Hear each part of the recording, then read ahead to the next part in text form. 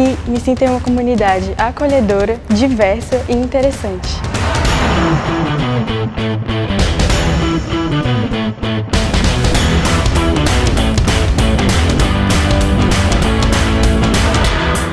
Eu gosto muito de sentar com os meus amigos, a gente conversa e compartilha as experiências que a gente teve ao redor do mundo.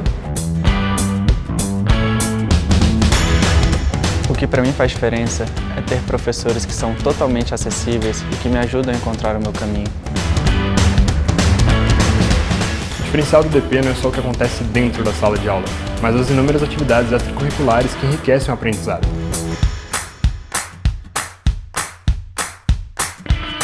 Aqui encontrei colegas que são inspiração, tanto pelo que pensam quanto pelo que fazem.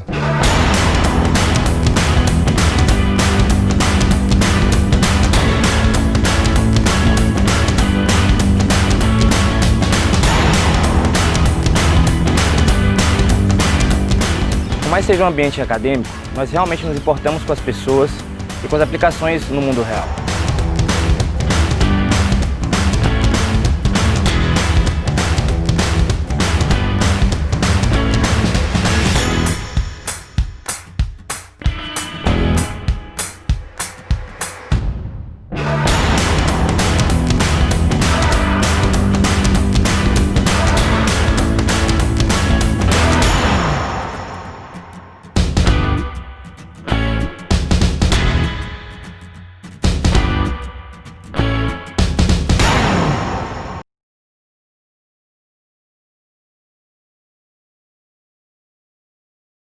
Aparentemente chegamos todos.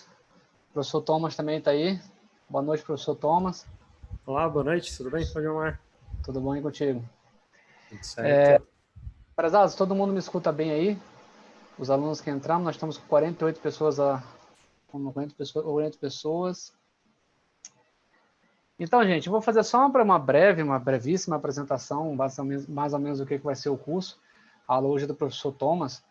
Eu basicamente fui o coordenador do minicurso. Eu estou sendo coordenador desse minicurso, de vários outros minicursos de Data Science. Basicamente, explicar mais ou menos um pouquinho para vocês. A gente está elaborando um MBA em Data Science aqui no IDP. A gente está fazendo esses minicursos para poder divulgar um pouco divulgar um pouco o trabalho do IDP, as pessoas conhecerem o nosso instituto, conhecerem nossos professores, conhecerem como é que é a nossa didática. Esse minicurso eu comecei a coordenar, uma tal curiosidade, eu ia ser professor nesse minicurso, só que no final acabaram aparecendo os professores com os currículos tão bons assim, que no final eu acabei, inclusive, abrindo a mão da minha vaga para poder deixar de ser professor, para poder ser aluno desse minicurso. Vocês podem ter certeza, quando eu desligar essa câmera aqui, assim que eu desligar ela, eu vou estar assistindo a aula junto com vocês como aluno, assim, porque o Thomas é um cara que tem um currículo muito legal, os outros professores também são currículos realmente muito bons, assim, então eu acho que vocês vão ter vai ser muito importante para todo mundo que assistir aí. E aí, para compartilhar com vocês, eu sou um neófito em Data Science, eu não sou formado na área, eu sou professor das humanas, sou formado em Relações Internacionais, mas trabalho nessa área aí tem um pouco mais de 3 anos. E eu posso dizer para vocês, assim, eu tinha um medo muito grande quando eu comecei a estudar Data Science, que eu achava que era um negócio de outro mundo, assim, programar era uma coisa para mim totalmente fora da minha realidade. E aí é uma situação, quando você começa a estudar, quando você começa a ver, quando você começa a aprender um pouco, e é por isso que é interessante esse curso, quando você começa a saber mais ou menos o que você quer dizer sobre a parte de Data Science, sobre a parte da inteligência artificial, sobre a parte de Deep Learning, coisas do tipo, você vê que não é um bicho de 7 cabeças. Pelo contrário, você vai ver vários professores aqui que, eu acho que menos da metade dos professores, inclusive, são da área de tecnologia da informação. A maioria são economistas, são professores com outros tipos de graduação, mas que trabalham nessa área também. Eu digo para vocês que eu sou muito feliz hoje de saber programar, sou muito feliz hoje de saber trabalhar com Data Science. Isso me dá um poder muito grande no trabalho que eu faço. Eu sou pesquisador no IPEA, quem não conhece é um Instituto do Governo Federal de Pesquisa e Economia Aplicada. E depois que eu aprendi a fazer isso, que eu comecei a ter acesso a essas ferramentas, assim, a minha vida mudou absurdamente. Assim, eu sou realmente apaixonado pela área.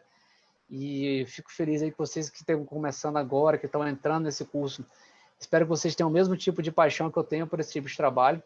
Mais uma vez, eu não tinha uma introdução forte, eu sequer de um curso de engenharia, nada disso. Eu realmente sou de um curso de humanos. A minha formação é em relações internacionais e economia, que é meu mestrado, e eu aprendi realmente do zero. E não foi um negócio que eu tive que levar 40 anos para poder aprender, ou que tinha que morrer para poder aprender. Cara, realmente, assim, um pouco que você aprende, que você começa a tocar nas ferramentas, você já começa a ter um poder muito grande para poder trabalhar isso. Esse mini curso em específico eu não dou aula, vou dar aula no próximo mini curso. A gente, além desse mini curso de inteligência artificial, a gente tem um mini curso que a gente deu sobre data science, que está disponível no site do IDP, no Open Class. Inclusive as aulas estão gravadas, quem quiser ter acesso é só entrar lá, se inscrever e já tem acesso às aulas gravadas. Daqui a 3 semanas a gente vai ter o curso de data science para negócios. Inclusive eu sou um professor e eu e mais outros 4 caras muito feras. A gente vai estar dando aula aí também sobre data science para negócios. A gente está analisando de fazer um curso de data science também na parte de blockchain, para as pessoas entenderem. Blockchain vai muito além de Bitcoin ou coisas do tipo. Na verdade, Bitcoin é uma das aplicações da blockchain. A gente estamos fazendo esse curso aí. Não sei, vamos ver como é que a gente vai sair. Data Science para negócios, a gente vai fazer um curso de Data Science voltado para negócios. Como você faz para você trabalhar com a questão dos dados, para poder você ou aplicar no negócio que você trabalha, aplicar na empresa que você trabalha, ou enfim, você tem insights sobre o negócio que você possa fazer. Então, assim, a gente está fechando ainda o de blockchain, mas o de data science para negócios já está no site. Eu deixei aqui separado. Esse aqui é o site do Open Class. Opa, eu não coloquei para dar o share screen. Um segundo.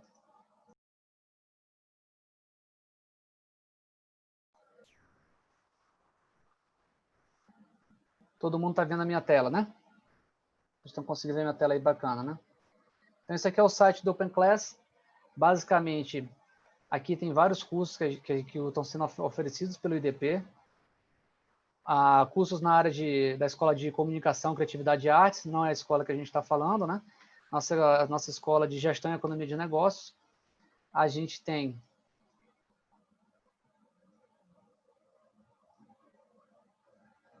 Cara, eu digo para vocês assim, sabe? Se vocês tiverem um tempo, entrem no site, tem vários cursos muito legais. Eu mesmo sou aluno de vários deles. Eu olhei o de Economia Comportamental aqui, eu lembrei que eu sou aluno dele também. É uma galera muito fera que está dando aula aqui. Vamos lá. Esse aqui é o curso que eu falei para vocês, Big Data e Data Analytics, uma introdução.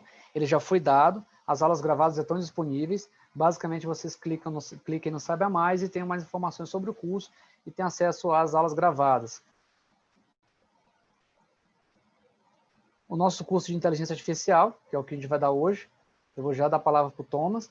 E esse aqui é o de Data Science para Negócio, que eu falei para vocês. Caso vocês tenham interesse, clique aqui no Saiba Mais, se inscrevam. O curso vai ser também muito legal. Então, assim, eu compartilhar com vocês também meu Twitter. Eu estou sempre compartilhando. Meu Twitter é @filho_claudiomar. Eu estou sempre compartilhando nele os cursos online, os cursos gratuitos do IDP que eu tô coordenando. E também outros cursos que eu acho interessante. Mais uma vez, eu falo para vocês, tem vários cursos que eu estou fazendo do Open Class, porque é um conhecimento assim que eu estou realmente muito feliz do IDP estar disponibilizando esse tipo de coisa. Então, eu sou aluno da economia comportamental, design thinking, gamificação, até cursos de artes eu estou fazendo, iluminação. Inclusive, o próprio vídeo que eu estou fazendo aqui com uma aula que eu fiz no IDP sobre iluminação para os seus vídeos. Então, assim, é muito bacana também o livro, o curso. Eu não lembro agora o nome, é alguma coisa como Faça-se a Luz, alguma coisa assim. Sugiro vocês fazerem também. E quem tiver interesse, mais uma vez, no meu Twitter eu estou sempre divulgando. Meu Twitter é filho@filho_claudiomar. Lá eu estou divulgando sempre os cursos que a gente vai estar fazendo.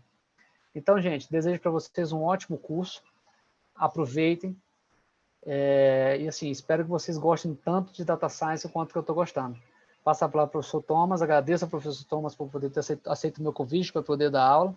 O professor Thomas, eu sou um fã dele, aí já acompanho há um bom tempo no Twitter. E aí eu vou desligar agora aqui e vou começar a assistir a aula também. Espero que seja muito proveitosa. Qualquer coisa, se vocês tiverem dúvidas, gente, se vocês tiverem qualquer dúvida, tá aqui meu Twitter, mandem para lá, ou podem me mandar um e-mail no claudiomar.filho@idp.edu.br. Eu vou escrever aqui, claudiomar.filho@idp.edu.br. Opa, errei aqui, edu.br. Esse é meu e-mail. Qualquer coisa encaminhem para mim, se vocês tiverem qualquer tipo de dúvida, quiserem entender um pouco mais sobre o nosso MBA, quiserem entender um pouco mais sobre o nosso curso de graduação. A gente está lançando uns cursos de graduação muito legais em Economia e Administração. O nosso MBA são 2 cursos de MBA em Data Science, um focado na parte de setor público, outro focado no setor privado. Os 2 cursos eles começam juntos, a gente tem uma grade, a grade inicial ela é a mesma e depois se separa nas 2 árvores, nos 2 branches aí, na parte pública e na parte privada. Então, assim, depois entre no site lá, pega informações, a gente consegue informações sobre o curso na aba de nossos cursos, vocês vão ver aqui MBAs e LLMs, tá aqui os 2 cursos que a gente tem, MBA em Big Data, Business Analytics e Gestão de Negócios, e o MBA em Data Science aplicado ao setor público. Nos 2 tem as informações aí que vocês acharem interessante. Mais uma vez, meu e-mail está disponível.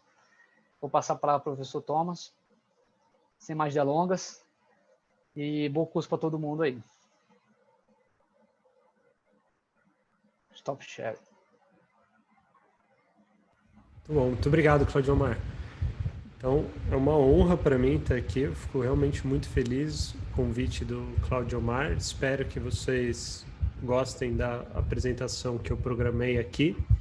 Então, como o Claudio Omar falou, a gente tem um mini curso aberto de 5 aulas. O mini curso como um todo, a ideia é que seja uma introdução à problemática da inteligência artificial e também, claro, as formas de se trabalhar nisso. Como o Claudio Omar bem colocou, a gente hoje, né, a situação no mundo inteiro e da área em específico é que pessoas de muitas áreas diferentes estão aprendendo a programar, estão aprendendo a mexer com essas ferramentas para pensar aplicações nas suas respectivas áreas. Então, o objetivo do minicurso é mostrar um panorama amplo, tá, da área de inteligência artificial e, é claro, como essa é a primeira aula desse minicurso, fica mais explícito esse objetivo de ser uma introdução. Então, esse é o meu objetivo nessa primeira aula, é esse, fazer uma introdução do que isso se trata, um pouco desmistificar, tá, a área da inteligência artificial e da ciência de dados em geral, explicar essas diferenças, né, esses conceitos, o que é uma coisa, o que é outra, sair um pouco desse, digamos assim, desse hype um pouco exagerado que a gente vê sobre esse tema no dia a dia. Então é uma área interessantíssima, com possibilidades infinitas de aplicação, mas que também gera muito ruído em torno disso, gera muitas narrativas em torno do tema que não condizem muito como é o trabalho na área, como é a pesquisa na área, o estudo na área. Então, o objetivo dessa primeira aula é contextualizar, definir alguns conceitos, explicar algumas coisas que talvez ajudem a visualizar melhor o que está acontecendo com isso que a gente chama de inteligência artificial, como que isso talvez pode ser útil para vocês e,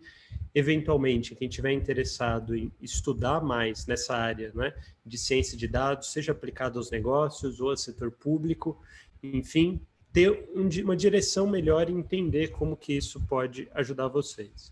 Então, eu sempre esqueço dessa parte, porque, em geral, eu tenho essa sorte, né, a coisa menos interessante de quando eu vou falar sobre alguma coisa é me apresentar, né, então é algo que eu costumo esquecer. Mas só me apresentar, então, meu nome é Thomas Conte, né, eu sou doutor em economia, então, assim como o Claudio Omar, eu não sou formado em programação, não fiz ciência da computação, nem engenharia da computação, minha graduação não é nisso, meu mestrado e meu doutorado também não, eu me formei o currículo inteiro em economia. Atualmente eu dou aula no IDP, no mestrado profissional em Direito, né, um mestrado profissional interdisciplinar, mas bastante, né, com muito conhecimento agregado na área de Direito. E na graduação do INSPER eu dou aula de Economia e Administração, para as turmas de Economia e Administração. E também presto consultorias aí em áreas relacionadas, tanto com ciência de dados, né, análise de dados, questões judiciais em específico, mas também questões econômicas, análise de dados voltadas para essa área, impacto de leis é algo que eu trabalho bastante também. Tem aqui meu e-mail de contato.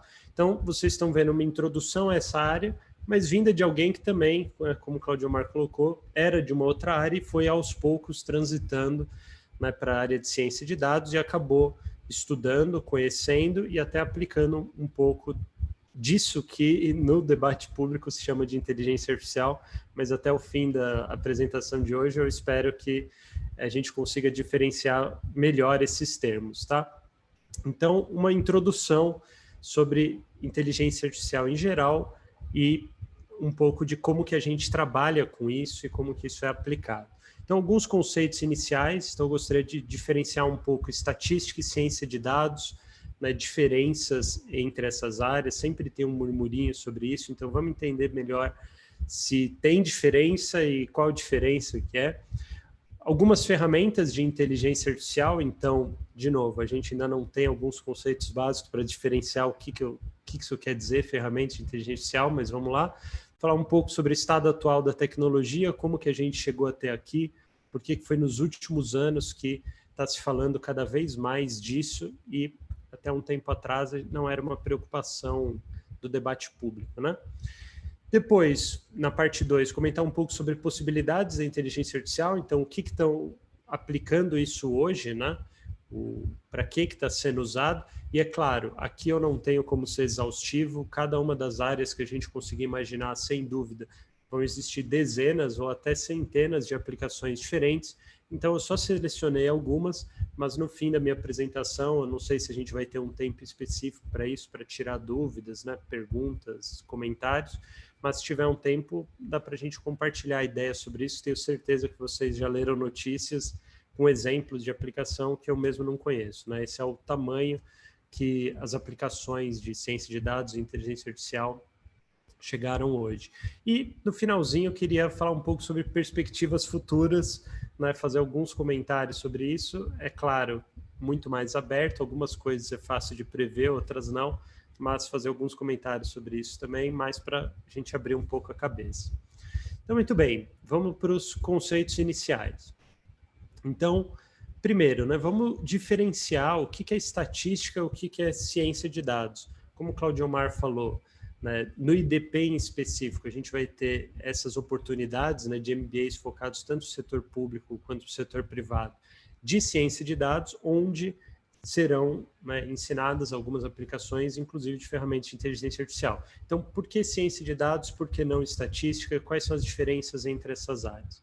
Então, a estatística é um ramo razoavelmente antigo de pesquisa, né? Então, no século XX que ela realmente cresceu, mas a gente tem aí os primeiros teoremas, as primeiras aplicações, aí século XVIII, século XIX. O foco da estatística, colocando assim de forma muito apressada, mas a estatística tem o objetivo, né, da gente de alguma forma tentar resumir uma população de dados, um conjunto muito grande de dados, de uma forma que seja fidedigna, de uma forma que seja representativa, de uma forma que seja não viesada. Então, um exemplo aí recente foi, por exemplo, a eleição aí nos Estados Unidos, né? O Biden contra o Trump. A gente tinha os institutos de pesquisa, né, pesquisa de opinião e pessoas que trabalham com ciência de dados e até com inteligência artificial, preocupadas em tentar fazer modelos para prever o resultado da eleição, e tanto as pesquisas de opinião, que estavam ali basicamente só sondando a população e tentando inferir a partir de 1.000 pessoas, 2.000, 3.000 pessoas pesquisadas, o que os Estados Unidos como um todo estaria votando, e algumas pessoas que estavam buscando modelar, né, criar algum tipo de modelo que prevesse o resultado da eleição, estavam ali indicando que o Biden era o favorito e que ele provavelmente ganharia. Chega no dia da eleição, né, as pessoas começam a sair os resultados, e aí de repente começa a ter uma grande virada para o Trump, e aí todo mundo está vendo, olha lá, eles estão errando de novo, isso aí não serve para nada, não sei o que, os modelos não conseguem prever, tem o eleitor escondido, tem não sei o que lá, um monte de hipóteses ali nos primeiros 1, 2 dias de apuração, E aí, no terceiro dia, começam a aparecer os votos por carta, né? E aí os votos por carta eram em massa a favor do Biden, e aí acabou... Claro, tem outras coisas, eu estou simplificando, né? Eu só tenho 1 hora e pouquinho para falar sobre tantos temas e dar exemplos, mas como começa a aparecer os votos por carta, o Biden vira em muitos estados e acaba sendo uma vitória com muita folga, como os institutos de pesquisa e a maior parte dos analistas de dados, né, cientistas de dados, estavam de fato indicando que aconteceria. Ou seja, né, a gente tem essa preocupação de tentar fazer uma previsão. Quem estava analisando até, né, antes desse dia que estavam abrindo mais as cartas e estavam chegando a esses resultados, tinha um viés. Né, tinha um viés de só estar contando com os votos de uma população específica, que é a que votou presencialmente. Então, as técnicas de estatísticas que foram usadas nas pesquisas de opinião, em tese, é para captar essa opinião geral. A partir de poucas observações, você conseguir estimar o que está acontecendo com todo mundo de uma forma não viesada, da melhor forma possível. Então, tem muitos conceitos, né, de estatística que são voltados para isso, muitas coisas que a gente pode tentar calcular voltadas para isso. Então, alguns exemplos aí de conceitos bem básicos de estatística, né, média, desvio padrão, distribuições de probabilidade, são alguns conceitos que vão estar envolvidos para a gente tentar fazer isso de uma forma bem feita. A estatística sempre foi o pilar de muitos setores de uma economia, né, pensando aí em aplicações para o mundo do negócio. Um grande exemplo disso é a área de seguros, né, que surgiu com aplicações de cálculos de risco e tentar estimar aí o que na média aconteceria com uma determinada embarcação, né, a origem dos seguros. Mas um financiador, né, uma agência que está dando crédito, com certeza vai fazer uma estimativa sobre a possibilidade de calote, por exemplo, e ela também vai estar preocupada em como fazer a melhor estimativa possível para esse risco. Então, estatística sempre e avaliações de risco sempre estiveram por trás, né, da forma como a economia funcionava, muito antes de existir, né, qualquer hype em torno de estatística ou ciência de dados ou inteligência artificial. Então, a ciência de dados em específico, uma boa parte delas, né, não sei se dá para a gente dizer que é a maior parte, mas uma grande parte da ciência de dados vai ter exatamente as mesmas preocupações da estatística e vai usar totalmente os conhecimentos de estatística. Então, tudo que for desenvolvido em termos de conhecimento estatístico podem ser utilizados para a ciência de dados e muito provavelmente vão ser usados na área de ciência de dados por alguém, né? Alguém que está preocupado com uma aplicação específica, com um tipo de estimativa específica, vai acabar achando a aplicação de alguma dessas inovações que estão sendo feitas na fronteira do conhecimento da estatística. Então, nesse quesito, não existe nenhuma diferenciação entre essas áreas. Os modelos que a gente chama de inteligência artificial são todos, sem exceção, modelos estatísticos, né? Desenvolvidos, né, ou na área de estatística, ou na área de computação, ou nesse bem bolado que virou pesquisas nessas duas áreas, né? Então, nessa parte não existe diferença nenhuma. O que vai ter algumas diferenças para, digamos, alguém que é formado em estatística, ou que se especializou em estatística, para alguém que está entrando nessa nova área de ciência de dados? Bom, uma das diferenças que muito provavelmente vai ter é que quem está na área de ciência de dados e aplicações específicas de inteligência artificial costumam, né, estar trabalhando dentro dessa área, é, por exemplo, a parte de gestão e limpeza de bases de dados. Então, não necessariamente alguém que está trabalhando na fronteira da estatística, por exemplo, pode ser uma pessoa que tem um grande conhecimento de matemática, mas que não necessariamente trabalha com grandes bases de dados, sabe mexer com isso, sabe como pegar uma base de dados e gerar um valor para a empresa de alguém, ou pegar uma base de dados e fazer ela ter uma organização rápida para que possa ser acessada de um celular ou de um outro tipo de sistema, né? E que isso seja utilizado de uma forma eficiente para uma série de aplicações. Então, esse manejo de bancos de dados e de bases de dados é algo que não necessariamente está no currículo de estatística, né, e faz parte disso. Então, uma pessoa que é formada em estatística hoje, a não ser que esteja num curso bem de fronteira, bastante moderno, não necessariamente ela vai sair com conhecimento sobre isso. Agora, para quem está na área de ciência de dados, a pessoa conhece, é esperado que a pessoa conheça um pouco de como trabalhar com essas bases de dados e de como preparar uma base de dados para gerar um valor econômico ou fornecer uma resposta para o que está sendo pedido, né, de uma forma bastante eficiente, rápida e fidedigna. Depois, né, programar rotinas de análise e de comunicação. Então, essa parte da programação, pôr a mão na massa, é algo que é esperado da ciência de dados, é algo que é esperado de alguém que está trabalhando com inteligência artificial também. Então, programar é uma parte central desse trabalho. Vou comentar mais para frente que isso está longe de significar que a pessoa precisa ser formada em ciência da computação ou está 100% dessa área. Hoje, isso não é mais necessário, ainda bem. Mas isso é uma parte muito importante. Enquanto na estatística, também, na estatística de fronteira também é feita assim, mas não necessariamente a pessoa tem muito contato com programação. É possível fazer pesquisa, né, usando basicamente matemática. Então, um exemplo, né, de como que a gente trabalha com ciência de dados ou como que vai ser feito um trabalho aplicando algum algoritmo de inteligência artificial, a gente tem uma preocupação de como importar informações. Então, se a gente vai extrair essas informações de um banco de dados que já está pronto, se a gente vai extrair essas informações de PDFs, por exemplo, de decisões judiciais ou de legislação, ou de algum outro tipo de texto que a gente precisa extrair de redes sociais, por exemplo. Depois, a gente vai precisar organizar esses dados.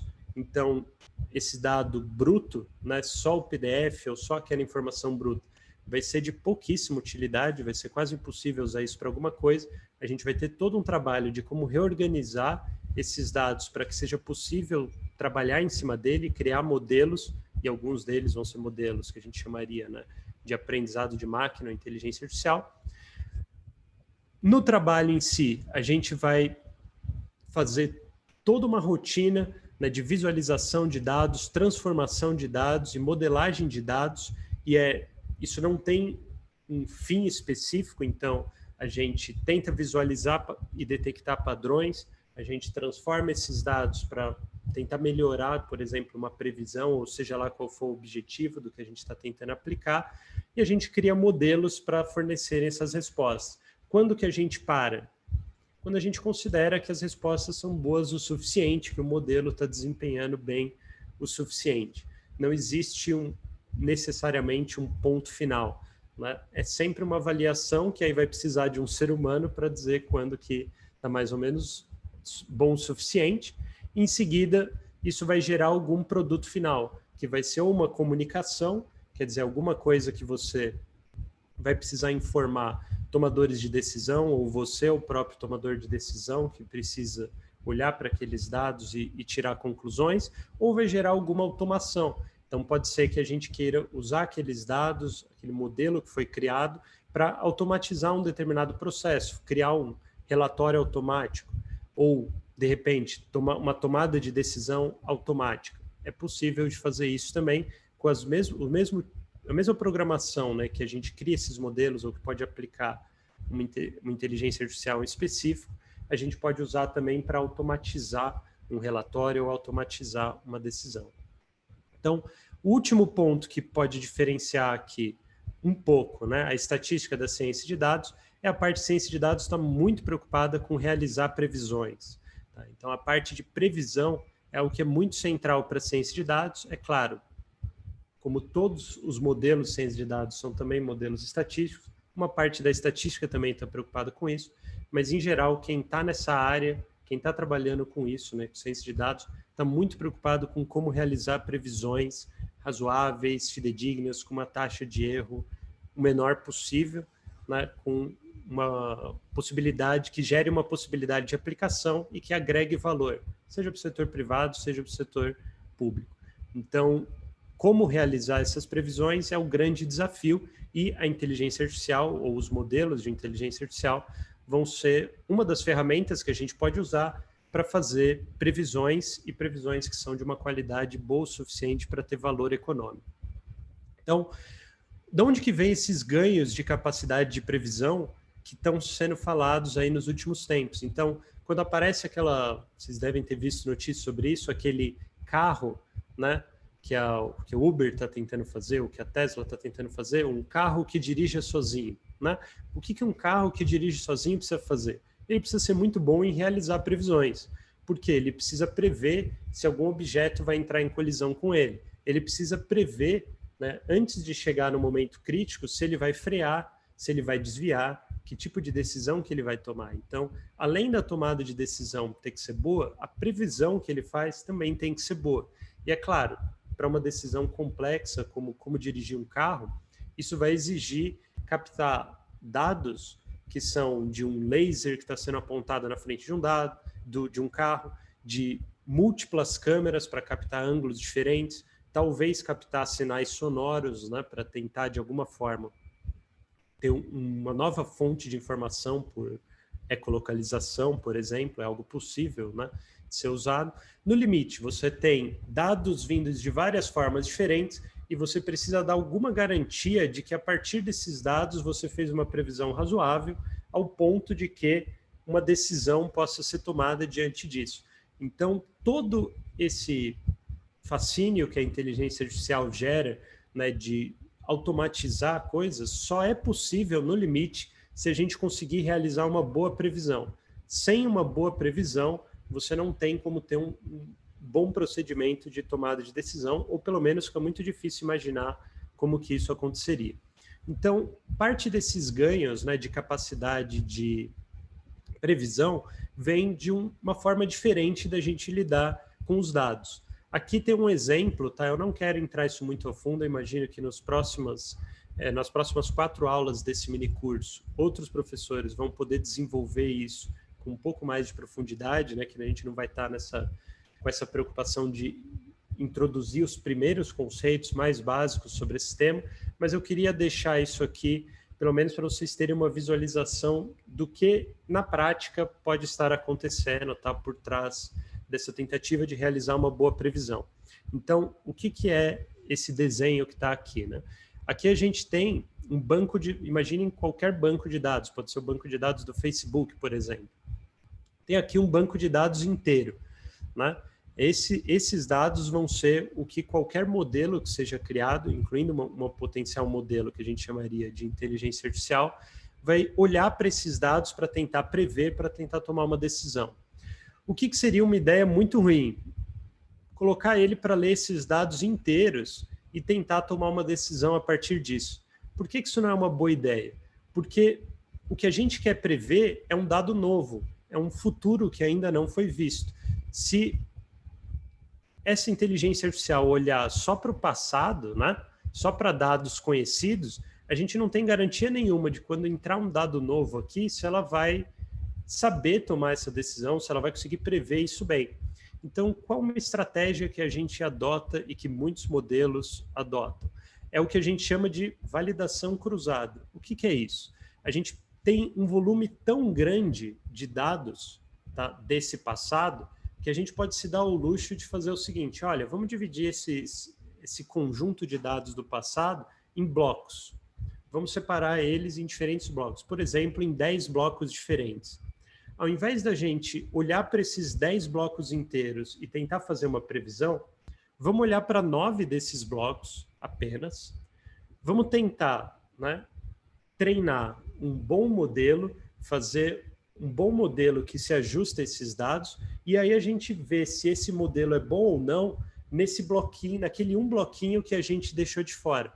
Então você dividiu em 10, olhou para 9, e aquele um bloquinho que ficou de fora é o bloco onde você vai testar para ver se as previsões foram boas. E aí vamos supor que as previsões dão muito ruins. Então, bom, se você não conseguiu prever esse um bloquinho, quer dizer que você não vai conseguir prever dados novos. Você precisa fazer com que o modelo seja bom dentro desses dados que você já tem. Então, essa estratégia, ela permite com que a gente não precise esperar dados novos para avaliar se um algoritmo qualquer, um modelo qualquer, que pode ser de inteligência artificial ou não, se ele está tendo um bom desempenho ou não para realizar essa previsão. Então, na prática, a gente pode fazer várias interações sobre isso, existem muitas estratégias diferentes, mas é possível automatizar todo esse processo, né, fazer com que o modelo olhe para variações desses dados, então vamos olhar só para 8 partes, vamos olhar só para 7 partes, tenta prever essas outras, faz uma combinação aleatória de todas essas possibilidades de dados que você vai ver, dados que você não vai ver, calcula uma margem de erro, que no limite é isso, e depois usa isso para testar, usa esse modelo para testar dados que você nunca viu e ver quão bom é o desempenho lá. Então, no limite, né, os nossos ganhos de capacidade de previsão vêm, em parte, não de uma sofisticação estatística, matemática, mas podem vir simplesmente da gente ter um volume muito grande de dados, uma capacidade muito grande de processar esses dados, ao ponto da gente poder se dar o luxo de fazer isso. Descarta parte das observações, testa com algumas, torna isso aleatório, multiplica isso não sei quantas vezes e calcula margens de erro em todos esses cenários. E aí a gente pode comparar vários modelos diferentes e aí pode ser que um determinado modelo de inteligência artificial seja o que tem o melhor desempenho. A gente vai aplicar isso para tentar ver se, quando ele, por exemplo, dirige um carro ou toma decisões baseadas nisso, ou quando ele precisa prever se está vindo um objeto, né, em colisão com esse carro ou não, se ele também vai ter uma margem de erro pequena ou não, sem esperar ver dados futuros. Você usa dados do passado, que são muito grandes, para ajustar essas margens de erro. No limite, você quer a menor margem de erro possível, você quer uma previsão mais correta possível. Então, no limite, o que a gente quer evitar, gente? O que toda essa estratégia quer evitar? É algo que a gente chama de overfitting. O que é o overfitting? É você olhar para o passado, né, e tentar prever só com base nesses dados do passado. Aí um exemplo engraçado do que é isso, né, para quem não é da área, nunca ouviu falar disso e, pô, Thomas, não estou entendendo nada disso. O que é esse erro de só olhar para todos os dados do passado e considerar todos eles para fazer uma previsão? Imaginem, por exemplo, que você tenta fazer isso, né, e coloca lá uma máquina para automatizar qual que é a cama perfeita para uma determinada pessoa, né? Então, você tem que prever qual que é a cama perfeita. Ela olha para os dados do passado, de como aquela pessoa dormia, e ela vai e constrói essa cama aqui, né? Faz sentido. Se a pessoa sempre dorme nessa posição, essa aqui é a cama ideal, né? Então, com certeza vai ser muito confortável você dormir nessa cama. Tô brincando, claro, né? Qual que é a ideia? O que esse modelo, né, que tentou ajustar uma cama perfeita para aquela pessoa fez? Ele olhou só para a posição que ela dormiu, por exemplo, nas últimas 7 noites e construiu uma cama que é exatamente igual. E aí ele vai oferecer essa cama para pessoas, falar, você gostaria de dormir nessa cama? E claramente a pessoa vai falar que não, e o modelo não vai entender por que isso não deu certo, né? Se essa é a cama perfeita para a posição que a pessoa andava dormindo. Então esse é o problema da generalização, né? A gente quer fazer uma previsão, a gente quer fazer um ajuste a um determinado conjunto de dados, que podem ser dos mais variados tipos, podem ser dados judiciais, dados empresariais, dados de um automóvel, dados de uma câmera, dados de texto, né, discurso, livros, tanto faz, mas a gente precisa, né, de que, seja lá quão bem a gente conseguir explicar esses dados que a gente tem, que a gente consiga explicar tão bem quanto dados que você nunca viu. E isso pode ser muito difícil, né? Se você faz isso de forma descuidada, você pode acabar construindo uma cama dessas que ninguém nunca vai querer, porque você generalizou errado a posição que a pessoa gostaria de dormir ou qual tipo de cama a pessoa gostaria de dormir. Então, essa estratégia, né, de você ter um grande volume de dados e dividir eles e tentar calcular as margens de erro em dados que você nunca viu, com certeza ela é uma forma de você reduzir essa margem de erro, porque você já está se expondo a dados que você nunca viu 1, 2, milhares, centenas de milhares de vezes antes de fato, pôr a mão na massa e testar isso no mundo real. Então, o que acontece? Se não há algo necessariamente novo nesses procedimentos, né, por que será que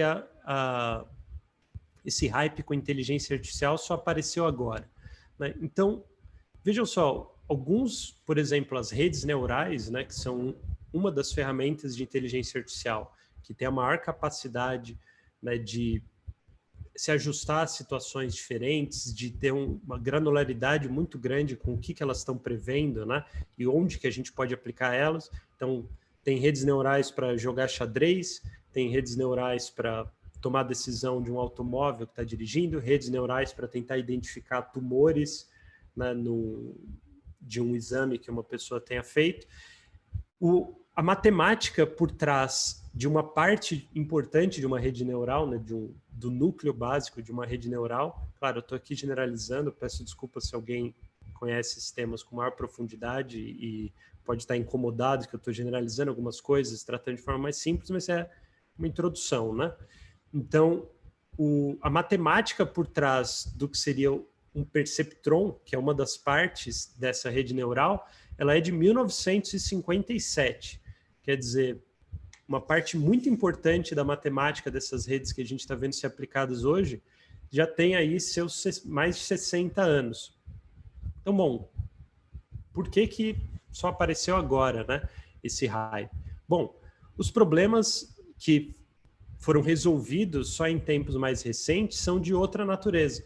Não é necessariamente de uma matemática nova, embora exista muita matemática nova, mas o que você não tinha lá em 1957? Você não tinha computadores potentes o suficiente, você também não tinha métodos computacionais, então você não tinha uma linguagem computacional que fosse capaz de realmente lidar com essa classe de problemas, e você também não tinha dados o suficiente, né? Esse procedimento aqui que eu mostrei para vocês, de você dividir um grande banco de dados e repetir esses testes muitas vezes, eles dependem de um número bastante grande de dados estruturados, e naquela época você não tinha isso também. Então, parte dessa revolução que a gente está vendo, né, da ciência de dados se aplicadas nas mais variadas fronteiras e da inteligência artificial também está avançando para todo tipo de área, boa parte desse avanço recente se deve às soluções que foram dadas a esses 3 problemas aqui. Então, por exemplo, né, nessa primeira parte, né, falta de computadores potentes o suficiente. Aqui é um panorama só com alguns números recentes, tá? Então, em 1985, né, tem aqui um exemplo, um supercomputador, ele teria uma capacidade de, por exemplo, 1 megaflop, né? Tá aqui. Ele custaria 40, o custo desse 1 megaflop chegou a custar 40, desculpa, esse aqui é mais antigo, desculpa. 1985 é o de baixo, né? Esse Cray 2. Então, ele tinha 1 gigaflop, é uma medida de capacidade computacional, e ele custava 32 milhões de dólares. Aí, se a gente avança para 2011, que já está antigo, né, comparado com os computadores mais recentes, um iPad 2, ele tem mais capacidade do que esse supercomputador de 1985, então 1 gigaflop versus 1,6 gigaflops, e o custo dele era de 700 dólares, quer dizer, de 32 milhões de dólares para 700 dólares. Enquanto um custava 32 mil dólares por megaflop, o outro custava 42 centavos por megaflop. Então, isso é uma revolução muito grande na capacidade dos computadores, né, de processar informações. Se a gente quer, né, fazer um monte de testes aleatórios diferentes, dividir uma base de dados em não sei quantas vezes, colocar uma série desses perceptrons, né, que o algoritmo pode ter sido lá de 1957, e a gente fazer isso várias vezes, né, milhões de vezes, fazer esses cálculos, a gente precisa de capacidade computacional que seja relativamente barata e facilmente acessível. E a gente não tinha isso nos anos 50, nem nos 60, nem nos 70, nem nos anos 80, nos anos 90 isso começa a crescer, mas vai ser nos anos 2000 que, para valer, a capacidade computacional se torna muito barata e facilmente acessível. Então, parte desse hype que a gente está vendo agora se deve a ganhos de capacidade computacional e não tanto porque foi quebrada uma grande fronteira na parte da matemática da coisa ou da abordagem que a gente pode ter diante dos dados, né? Depois, na parte da capacidade, né? Segundo ponto aqui, né? Falta de métodos computacionais. Então, a linguagem que a gente vai usar para se comunicar com essas máquinas também importa. Se a gente voltar para linguagens computacionais muito antigas, dos anos 50, 60, 70, 80, ou até dos anos 90, pode ser que essas linguagens não fossem muito de fácil acesso, não fossem muito fáceis de ser aplicadas, né? Fosse mais rebuscado, um nível de, a gente chamaria de um nível de programação mais baixo, né? Onde a pessoa tem que lidar com problemas mais básicos de forma muito recorrente. Então, isso dificulta a gente generalizar esse tipo de conhecimento, né? Às vezes, nos anos 90, quem programava, a vasta maioria das pessoas que programavam eram pessoas que eram formadas realmente em ciência da computação, engenharia de computação ou áreas afins, porque você precisava de um conhecimento muito mais detalhado dessa linguagem de programação se você quisesse programar quase qualquer coisa. E aí, o que aconteceu nos últimos anos, assim, 10, 20 anos, foi o surgimento de linguagens mais interpretativas, linguagens que é mais fácil de lidar, inclusive para as pessoas que não são formadas nessas áreas. É claro que, se a gente for se aprofundar muito em cada um desses temas, todas as linguagens conseguem, né, ter um nível de complexidade muito alto, em que só algumas pessoas muito especializadas vão saber trabalhar naquele nível. Mas são linguagens que são de acesso mais fácil, são linguagens de programação que uma pessoa que não é formada na área consegue aprender e consegue usar isso para aplicar, né, seus próprios modelos, suas próprias análises, suas próprias visualizações de dados. Então, duas dessas linguagens aí que estão muito em alta recentemente é o Python e o R, né? São linguagens muito usadas em ciência de dados em geral e que podem ser usadas para aplicar algoritmos do que a gente chama de inteligência artificial. Então, no caso aqui, eu não vou falar muito a fundo de nenhuma delas, mas para inteligência artificial em específico, de longe, a mais utilizada é o Python.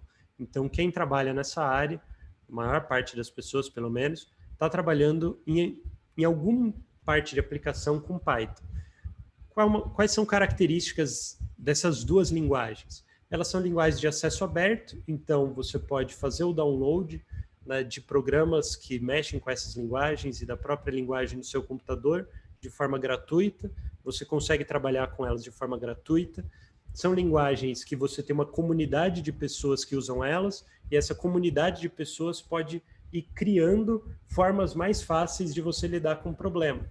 Então, sei lá, se eu tivesse que fazer um determinado código relacionado com inteligência artificial 10 anos atrás, seja em R, seja em Python, eu ia ter que programar um monte de coisa, desde os elementos mais básicos delas até os elementos mais gerais. Hoje, né, se eu for aplicar a mesma ferramenta que tem por trás a mesma matemática, os mesmos princípios, a mesma teoria, tudo igual, alguém já deve ter criado um pacote, a gente chama assim, né, um pacote ou uma biblioteca, que facilita isso, que ao invés de eu ter que programar tudo no nível mais básico e saber todos os detalhes de programação e o que está acontecendo ali, eu vou poder pegar um código, uma função, um código que está semi-pronto, e eu vou aplicar esse código semi-pronto à minha base de dados, ao meu problema específico, sem necessariamente ter que saber todos os detalhes. É claro que uma pessoa que sabe todos os detalhes e que conhece a matemática de fundo vai conseguir fazer isso com um grau de precisão maior, estando mais atentos para erros que podem acontecer ao longo do processo, mas, em princípio, né, uma primeira análise, uma primeira abordagem, né, ou para pelo menos conseguir aplicar isso em problemas mais básicos, vai ser muito mais fácil uma pessoa que não é da área conseguir fazer, porque você tem essa comunidade que está se ajudando, e aí eu resolvi uma classe de problemas, eu criar um pacote novo, você pode fazer o download desse pacote na sua casa, e ao invés de ter que começar do zero, você pode aplicar esse pacote. Então, um exemplo disso, por exemplo, para extração de dados, eu uma vez trabalhei num projeto que eu precisava extrair dados da segunda instância, decisões de segunda instância no Brasil. E aí, o Júlio Trescente, que trabalha com isso, já tinha feito um pacote no R que fazia isso. Então, eu não precisei criar do zero essa extração de dados. Claro, toda análise de dados eu precisaria fazer, mas eu não precisei criar um código que extraía esses dados do zero, porque já tinha um pacote, né, que foi disponibilizado gratuitamente, que ajudava a fazer isso. E esse mesmo tipo de coisa acontece para uma série de outras aplicações, inclusive aplicações de modelos de inteligência artificial. Você pode baixar algo razoavelmente pronto, né, ou que muito do trabalho já foi feito para você, você baixa gratuitamente no seu computador e pode testar isso. Né? Isso é possível hoje, isso não era possível 10, 20 anos atrás, onde esse tipo de linguagem aberta e com uma grande comunidade estava facilmente disponível para todos e de graça. Então, inclusive tem competições, né? Tem competições. O Kaggle, por exemplo, é um lugar onde as pessoas que trabalham com análise de dados ou que estão começando, ou enfim, que querem pôr o conhecimento delas à prova e tem tempo para isso, vão lá e participam de competições onde elas tentam prever os resultados, criar um melhor modelo preditivo e recebem prêmios em dinheiro ou outros tipos de prêmio por isso, né? Então, é uma comunidade de pessoas que está trabalhando aí em problemas comuns e se ajudando mutuamente. Muito bem. E aí, o terceiro ponto, né? A gente precisa de dados estruturados para conseguir aplicar esses modelos. E aquela mesma capacidade adicional aqui, né, de processamento também levou a um aumento na capacidade de armazenamento de dados. Então, todo mundo deve ter memórias disso, né? De, sei lá, 10 anos atrás, quando a gente queria escutar música, a gente tinha aqueles aparelhinhos MP3, onde você guardava a música ali, e eles eram, sei lá, um aparelho razoavelmente bom, ia ter uns 120 megas de armazenamento, né? Já era considerado um bom aparelho, e aí você ia guardar ali umas 20 músicas, 30 músicas naquele aparelhinho. Hoje a gente consegue ter muito mais capacidade de armazenamento, os celulares já vêm com mais armazenamento do que muitos computadores de alguns anos atrás. Então, esses ganhos, né, na capacidade de armazenamento de dados também permitem com que a gente armazene um volume grande o suficiente de dados para que a gente consiga aplicar esses modelos em outros tipos de problema. Então, que modelos são esses, né? O que a gente de fato aplica? Então, queria desmistificar algumas das ferramentas de inteligência artificial. Então, o que é isso que a gente chama de inteligência artificial? O que aparece aí nos textos como inteligência artificial não é nada mais que algum modelo específico, tá, de previsão ou de análise de dados. Tá? Algum modelo estatístico que está olhando para um conjunto de dados e está tentando fazer um ajuste, está tentando ou fazer um ajuste a esses dados, ou está tentando separar esses dados, seguindo algum critério que pode variar de modelo para modelo. Então, independentemente de qual modelo esteja sendo usado, no limite eles estão fazendo isso, olhando para um conjunto de dados e tentando aplicar, seja uma classificação nesses dados, seja algum tipo, né, de média, algum tipo de ajuste a esses dados. Então, os modelos mais sofisticados, que a gente vai chamar de IA, o aprendizado de máquina, são só uma forma de fazer isso, mas a gente tem muitas outras. Então, as ferramentas que a gente aplica, a gente pode dividir ela em 3 grandes áreas. Uma delas a gente chama de aprendizado supervisionado. Então, é um algoritmo, né, um modelo estatístico que ele vai tentar aprender a partir desses dados que estão sendo fornecidos para ele. Ele vai tentar mudar o comportamento a partir dos dados que são fornecidos.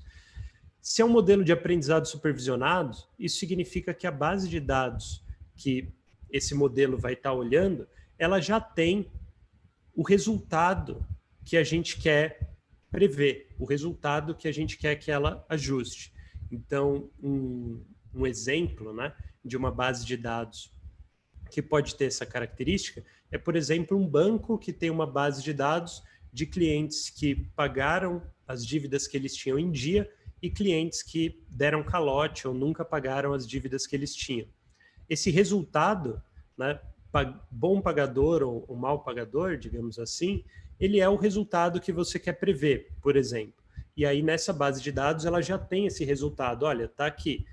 Eu quero saber se essa pessoa, né, pagou ou não pagou, e essa base de dados já tem esse dado, né? Já consta o dado lá. Então, o objetivo da máquina, do programa que você tem, é aprender como que ele relaciona esses dados, quais são as características daquela pessoa que pediu empréstimo, ou da situação que o empréstimo foi pedido, ou do contexto macroeconômico que o empréstimo foi pedido, que fazem com que a pessoa tenha uma probabilidade maior ou menor, né, de dar esse calote no empréstimo. Então, esse seria um exemplo de aprendizado supervisionado. Mas também você pode ter ferramentas, né, modelos estatísticos que tentam aprender de forma não supervisionada. Então, nessa classe de problemas, você não tem uma saída específica, então não tem algo específico que você queira que o modelo preveja. Então, um exemplo, né, o que a máquina vai ter que fazer, o que o código que está ali de trás, né, dos algoritmos que você está usando, da programação que você está fazendo, vai tentar prever. Ela vai tentar encontrar uma estrutura.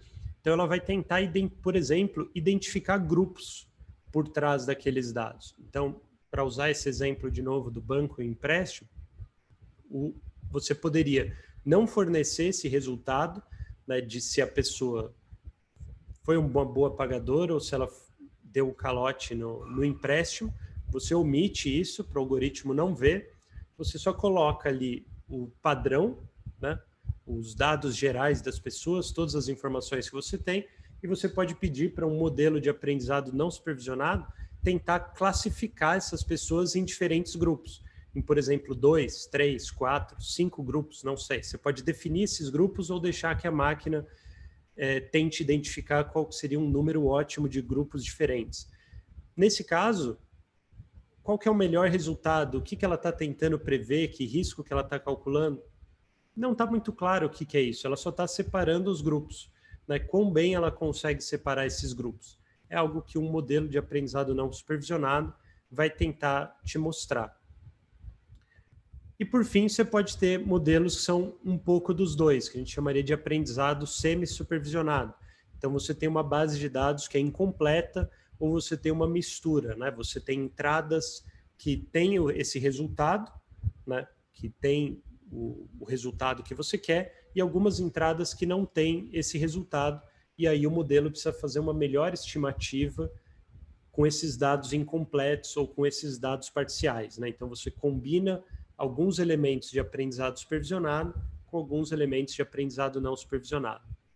Então, aqui, essas são 3, digamos, categorias gerais, assim, grandes classes de modelos diferentes que podem ser usados em ciência de dados, né? E alguns deles a gente poderia chamar de inteligência artificial. Então, exemplos de aprendizado supervisionado. Então, o que acontece, gente? Na prática, tá? Por exemplo, inteligência artificial, quando aparece esse nome aí no debate público, várias vezes pode ser que o que está por trás, né, dessa aplicação específica de inteligência artificial pode ser que seja uma rede neural, por exemplo.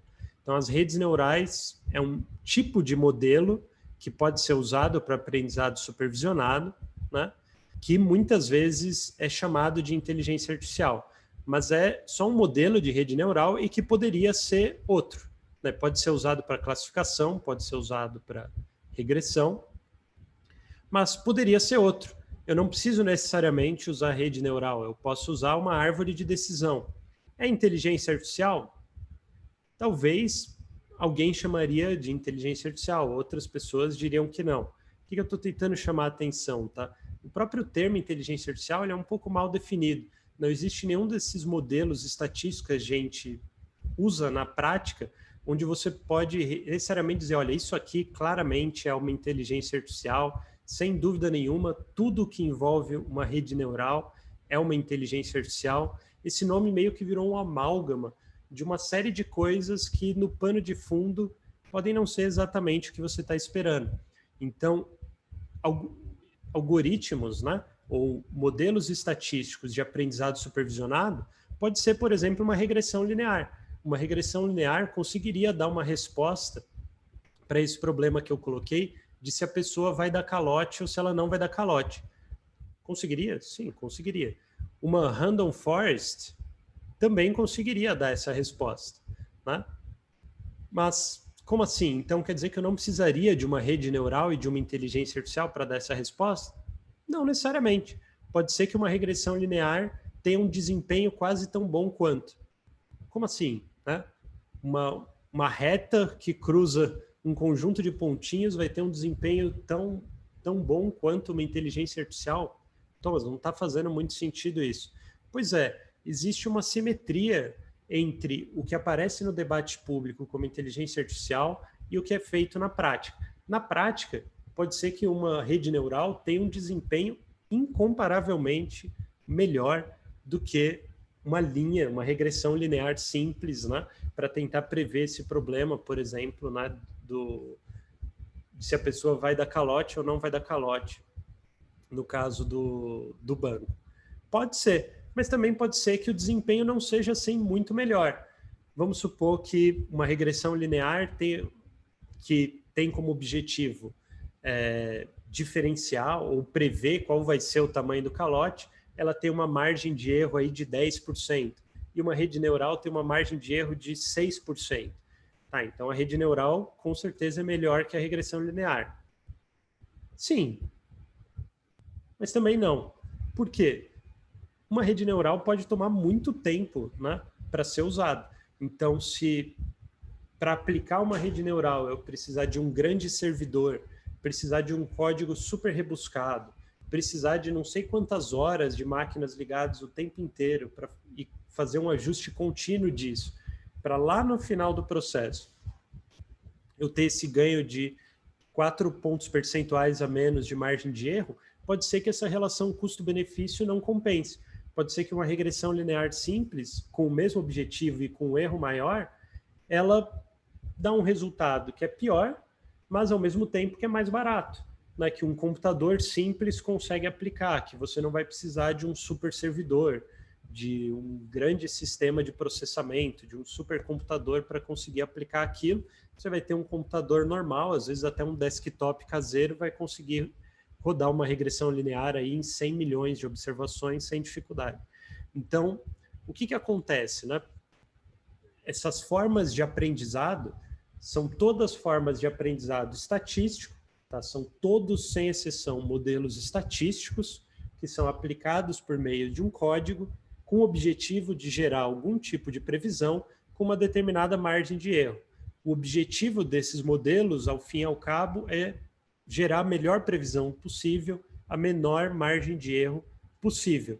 E eles vão ter diferentes relações de custo-benefício em relação entre eles, vão ter classes de problemas que só uma rede neural consegue resolver, vão ter outras que ela compete com outros tipos de problema, vai ter outros que ela vai ser muito melhor, mas ficaria muito caro ou inviável, né, ou não vale a pena com relação a modelos mais simples. Então, nenhuma dessas formas de aprendizado e nenhum desses tipos de modelo específicos a gente pode cravar que com certeza é uma inteligência artificial. A rede neural eu acredito que é o que mais se aproxima disso. Embora o gradient boosting, por exemplo, muitas vezes seja um modelo com desempenho até melhor que uma rede neural, dependendo do tipo de problema que você usa.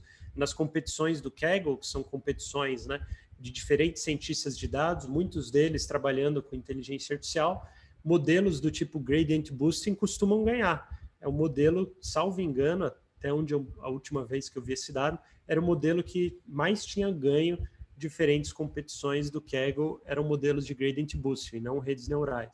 Então, depende do tipo de problema, depende do tipo de dado, depende dos custos, né, com capacidade de processamento, depende de qual é a margem de erro que é aceitável, né? Então, se eu vou fazer um modelo para tentar prever algo simples, como, por exemplo, né, se uma pessoa vai dar calote ou não, talvez eu aceite uma margem de erro maior. Se eu vou fazer um modelo que vai ter que tomar decisão de direção, né, um carro, quando que ele freia, quando que ele faz a curva, quando que não, aí talvez a margem de erro que eu vou aceitar realmente seja absolutamente minúscula. Mas se for um avião, essa margem de erro tem que tender ao zero, senão você não vai querer aplicar. Então, essa é uma visão, o que eu estou tentando passar para vocês, gente? Uma visão, assim, mostrando a capacidade, tá, dessa forma de olhar para os problemas, né? A gente quer fazer a melhor previsão possível e hoje isso é possível fazer isso. Mesmo se você não tem formação na área, você consegue aprender o suficiente, tá, da aplicação desses modelos para conseguir resolver uma série de problemas de altíssima relevância, gerar valor econômico, gerar respostas, tá, que são interessantes, mas não necessariamente o melhor modelo vai ser essa inteligência artificial. Para algumas classes de problemas, sim, mas para outras talvez não, e talvez não compense, né?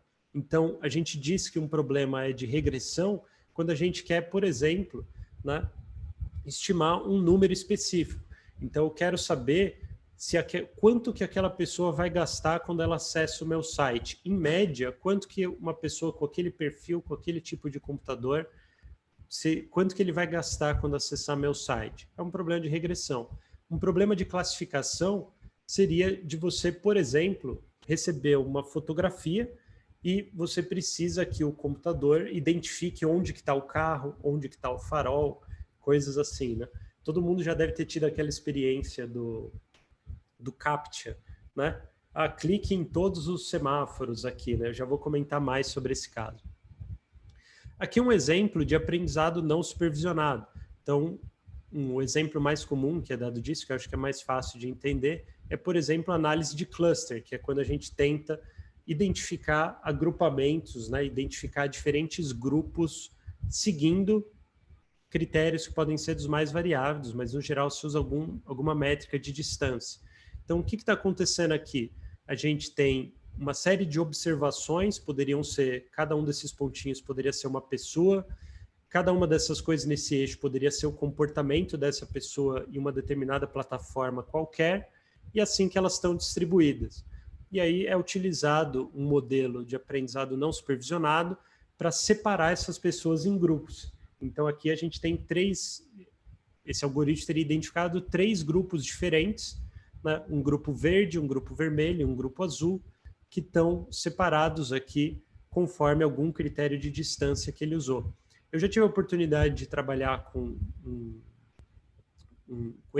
essa classe, né, de algoritmos e com análise de cluster específico. Foi um trabalho para uma defensoria pública e o objetivo era mapear, eram dados, claro, né, dados sigilosos, não tinha acesso ao nome de ninguém, etc., só endereço, mas eram dados com endereços das pessoas e a tarefa era identificar onde que estavam os maiores agrupamentos de pessoas que eram presos provisórios, né? Será que tinham lugares onde havia focos maiores de pessoas que acabaram, né, se tornando presos provisórios? Podem ser lugares que têm uma carência muito grande de serviços públicos ou que estão passando por outros tipos de problema, né? E a ideia era essa, identificar essas aglomerações, né, potenciais lugares onde você teria deficiência de infraestrutura pública e que poderiam estar gerando problemas de outra natureza. Então, não tem algo que está sendo necessariamente previsto, mas você está classificando em diferentes grupos. Então, aqui não tem não coloquei um exemplo, né, de aprendizado semi-supervisionado, mas eu acho que dá para dar um exemplo legal aqui com modelos de classificação, com esse caso do CAPTCHA, né? Quando você está lá tentando acessar um site, aparece, você é queremos saber se você não é um robô, e aí clique aqui nos diferentes faróis. O que está acontecendo ali, né? O Google, a maior parte desses sistemas de CAPTCHA é fornecido de graça pelo próprio Google. E por que o Google fornece de graça esse sistema? Porque ele está treinando um algoritmo de, entre aspas, inteligência artificial, mas sendo mais rigoroso, de aprendizado semi-supervisionado. Não sei se vocês sabiam, mas quando ele te mostra aquelas imagens, o próprio Google e a própria máquina que está por trás daquilo não tem certeza, tá, sobre qual é a classificação certa daquelas coisas. Então, não sei se já aconteceu com vocês, mas às vezes acontece de, sei lá, identifique todos os semáforos, aí você clica em 4, dá OK e esquece, aí só depois que você dá OK, você percebe que tinha um 5º semáforo numa imagem que você não viu. Só que aí vai e passa e fala, beleza, confirmado, você não é um robô, e passa para frente. Como assim? Como que passou para frente se eu errei, né? Se eu não acertei todos os semáforos? Pois é, a máquina que está por trás daquilo também não tem certeza sobre onde estão os semáforos. Para cada um daqueles quadradinhos, ela tem por trás daquele código, né? Ela está estimando uma probabilidade de que tenha um semáforo em cada um daqueles quadrados, né? Ela imagina que um ser humano tem uma capacidade de acertar os semáforos com uma margem de erro de X%, e aí mesmo que você, eventualmente, entre aspas, erre um, pode ser que você tenha errado um que a própria máquina estimava uma probabilidade baixa. Ela também estava incerta se aquilo era um semáforo ou não. E aí, quando você não colocou, você, na verdade, ajudou a treinar errado aquela máquina, porque agora você acabou de reforçar o aprendizado dela de que não tem um semáforo ali. Se uma próxima pessoa esquecer também de clicar naquele quadrado, a máquina vai sendo treinada e reforçada para identificar que aquele quinto quadrado não tem um semáforo, quando na verdade tem. Então, claro, na média, a maior parte das pessoas provavelmente não vai esquecer de clicar naquele quadrado, então aí a máquina vai aprendendo cada vez mais a reconhecer que aquilo é um semáforo.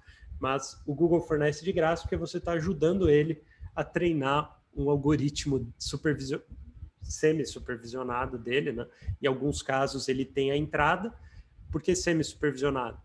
Supervisionado é quando você tem entrada, você sabe se aquilo é um semáforo ou não. Quando você clica, você está supervisionando o algoritmo.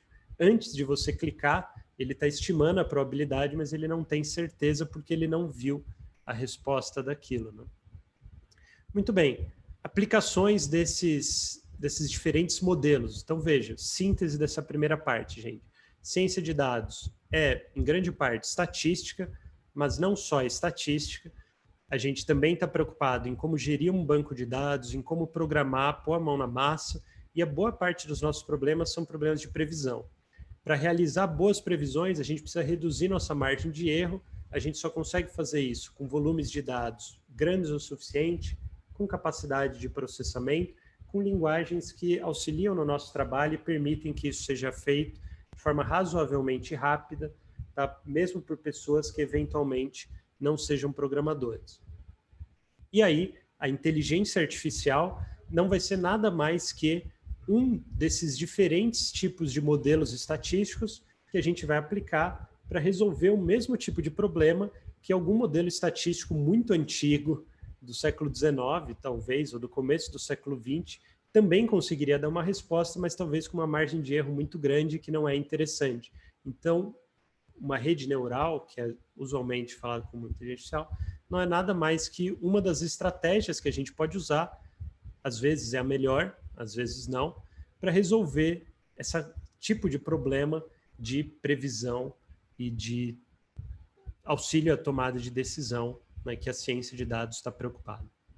Então, aplicações, tá, desse grande conjunto de ferramentas que a gente tem e desse saber específico, né, de resolver problemas aplicando esses modelos de previsão. Exemplo, né, a gente teve aqui, razoavelmente recente, o caso o Google desenvolveu um modelo, aí todo mundo chamou de inteligência artificial, mas por trás é um modelo estatístico, né, com um determinado estilo de adaptação a um conjunto de dados e tentando, né, estimar qual vai ser a melhor resposta para um dado que ele nunca viu. Não é nada mais que isso que está acontecendo. Eles conseguiram fazer um modelo desses que tinha uma capacidade muito grande de prever e tomar a decisão do jogo chamado Go, né, que tem muito mais cenários possíveis do que o xadrez e foi, durante muito tempo, um desafio muito maior para os programadores, né, de como fazer uma máquina que conseguisse prever e tomar decisão no jogo de Go melhor do que um ser humano consegue. Mas aí eles conseguiram recentemente, né, fazer isso. A gente também, em uma área que assim, os algoritmos estão conseguindo prever e tomar decisão, né, no caso aqui de classificação, muito melhor do que os seres humanos, no reconhecimento de doenças, por exemplo, o reconhecimento do câncer a partir de exames, né? Sejam biópsias, sejam, às vezes, raio-x ou radiografia, enfim, reconhecer os padrões, né, de possíveis doenças. Então, você tem um banco de dados de treino, que aí um ser humano foi lá, né, e disse, olha, aqui tem um câncer, aqui não tem, etc., e classificou, né, de forma supervisionada aqueles muitos exames, e aí você colocou uma máquina ali para observar essa classificação que um ser humano fez, os padrões por trás, e a máquina precisa atingir uma margem de erro menor, né, tão boa quanto ou melhor do que os seres humanos, e hoje elas já conseguem fazer isso. né? Então, você tem hoje, né, algoritmos de classificação, por exemplo, para identificar padrões do câncer que são melhores do que um médico que estudou medicina aí por 10 anos e se especializou nesse tipo de classificação, né? Você tem máquinas que conseguem fazer isso melhor.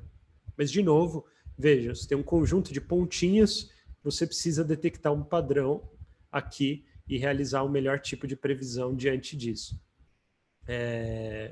Então, não é nada mais isso que está acontecendo por trás, né? Não tem nenhuma mágica de fato acontecendo. Aqui é um exemplo ainda mais recente, que é o GPT-3, que é um modelo aplicado a uma área hipercomplexa também, né? Mais complexa que um jogo de Go, que é a linguagem humana. Então, a linguagem são infinitos padrões diferentes de escrita, a gente pode dar interpretações diferentes para o mesmo texto, a gente tem formas de grafia muito diferentes, a forma de articular raciocínios muito diferentes entre si, os textos podem ser tão longos quanto possível, então é muito difícil fazer uma máquina que leia um texto e, entre aspas, entenda o que está acontecendo, ou que consiga escrever um texto, porque são padrões demais diferentes e critérios muito diferentes de como interpretar, e aí vai ser difícil você atingir uma margem de erro bem pequena, que é o que você quer no limite. Mas esse GPT-3, por enquanto, é a melhor tentativa que a gente tem, é o algoritmo que tem tido o melhor desempenho, e eles estão conseguindo fazer aplicações deles com resultados realmente impressionantes. Então aqui é um videozinho que eu peguei bem recente, tá, de uma aplicação desse algoritmo do GPT-3 para... O que ele está tentando fazer? Você vem aqui nesse bloquinho de cima e digita uma descrição, tá, de alguma coisa. E aí você coloca gerar. O que ele faz? Ele gera um código, ele gera uma imagem daquilo que você descreveu e ele gera um código para você conseguir descrever isso, tá, e fazer algo com isso com programação. Então, no caso, é um código para sites. Então, qual que é a ideia? Você vem e descreve alguma coisa que você quer para o seu site e ele te dá um código que você consegue copiar esse código e colar no seu site, que vai ser exatamente aquilo que você pediu. Então, aqui vou dar play só para vocês verem ele em ação. Espero que dê para enxergar aí. Aí, aí ele coloca, né, um botão que se pareça, né, com uma watermelon, é melancia, né? É, melancia, ou não? Acho que é, né? Deu branco aqui. Eu acho que watermelon é melancia. Então, um botão que se parece com uma melancia.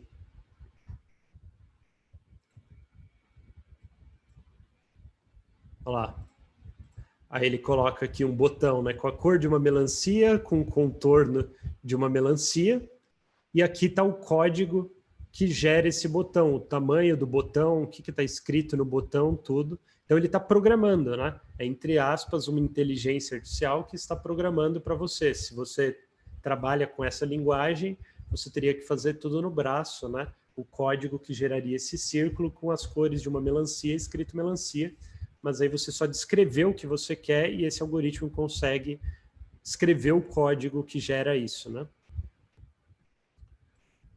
Aí um texto grande que diz bem-vindo à minha newsletter, né, de atualização, e um botão grande que diz subscribe, né, se inscreva. Aí ele foi e gerou. É um texto grande em vermelho. Agora ele mudou a cor e ele já gera não só a imagem, mas gera também o código na linguagem que faz aquela imagem. Então, é um algoritmo bem impressionante, mas por trás dele, o que tem? De novo, a mesma coisa, uma base de dados absolutamente gigantesca para você conseguir identificar os padrões mais diversos possíveis e um código, né, um algoritmo que vai fazer o melhor ajuste possível com a menor margem de erro para tentar fazer previsões com relação a esse banco de dados. Ele é treinado, né, e mais ou menos de forma simplificada, mais ou menos da forma como a gente viu aqui, mas claro, muito mais sofisticado para conseguir lidar com uma base de dados tão grande assim. Não é trivial, não é qualquer código que vai fazer isso. Então, o que acontece, gente? Existe um debate, eu queria aproveitar, como é uma introdução geral à inteligência artificial, eu posso me dar a esse luxo, né? Então, o estado atual da tecnologia, da inteligência artificial, tem duas formas de olhar para ele. E esse aqui é um artigo super interessante que eu recomendo para quem tem interesse nesse tema. Eu imagino que todos vocês têm algum grau de interesse, senão não estariam aqui, né? É um artigo publicado em 2017 que chama, né, Inteligência de nível de humanos ou habilidades como as dos animais.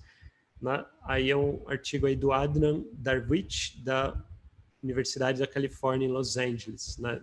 Departamento de Ciência da Computação.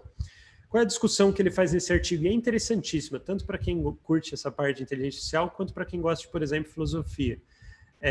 Ele discute o seguinte: esses algoritmos que a gente está usando, eles são efetivamente inteligentes ou, na verdade, o que eles estão mostrando para a gente é que uma série de problemas que a gente achava que necessitavam de uma inteligência muito grande, na verdade, só precisam de uma habilidade muito simples, uma habilidade animalesca de reconhecimento de padrões.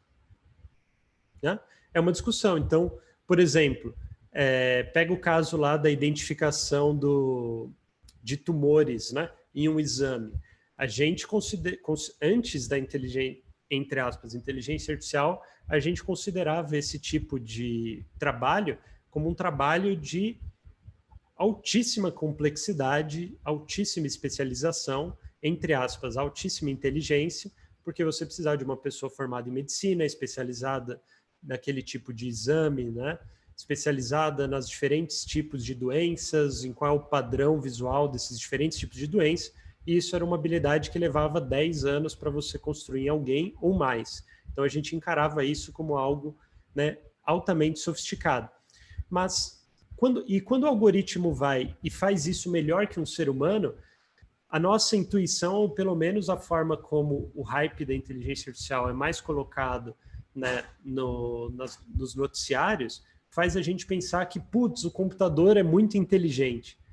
Mas será mesmo que o computador é muito inteligente? Porque será que, no fundo, o computador só não está mostrando para a gente que, olha, isso que vocês achavam que era hiper sofisticado, na verdade, vocês estavam só olhando para uma imagem e identificando um padrãozinho ali no meio, e aí uma máquina, mesmo uma máquina, entre aspas, burra, né, que não sabe pensar como um ser humano, que não consegue olhar para um conjunto infinito de possibilidades e tomar decisões em milésimos de segundo como o ser humano faz, uma máquina sem nenhuma capacidade de criatividade, sem nenhuma inventividade, sem nenhum conhecimento sobre o mundo, está só olhando os zeros e uns, ela consegue fazer isso. Então, quer dizer, será que no fundo, quando a entre aspas, a inteligência artificial resolve um problema, ao invés de ela estar mostrando que os computadores estão muito inteligentes, será que na verdade elas só não estão mostrando que aquilo que elas estão conseguindo fazer não é tão complexo quanto a gente achava que era?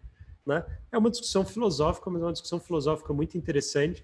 Eu, pessoalmente, tendo para essa segunda interpretação, né, de que, na verdade, as máquinas, por enquanto, só estão mostrando para a gente que tipos de problemas, na verdade, não são tão complexos assim, ao ponto de que essas máquinas que não conhecem nada sobre o mundo conseguem resolver, né?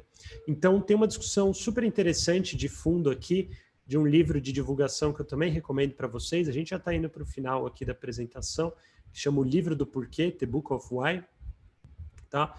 E o autor é o Judah Pearl, ele ganhou o prêmio Turing, né, a medalha Turing da computação, que é basicamente o análogo de um Nobel, só que da ciência da computação, trabalhando com problemas de causa e efeito, né, com o problema da causalidade e como que a gente conseguiria programar algo assim.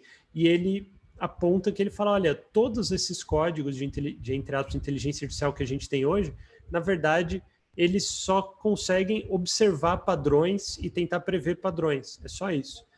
A gente ainda não conseguiu avançar ao ponto de você ter máquinas que conseguem efetivamente pensar coisas mais complexas, coisas que para um ser humano é muito intuitivo fazer, que é, por exemplo, pensar em intervenções.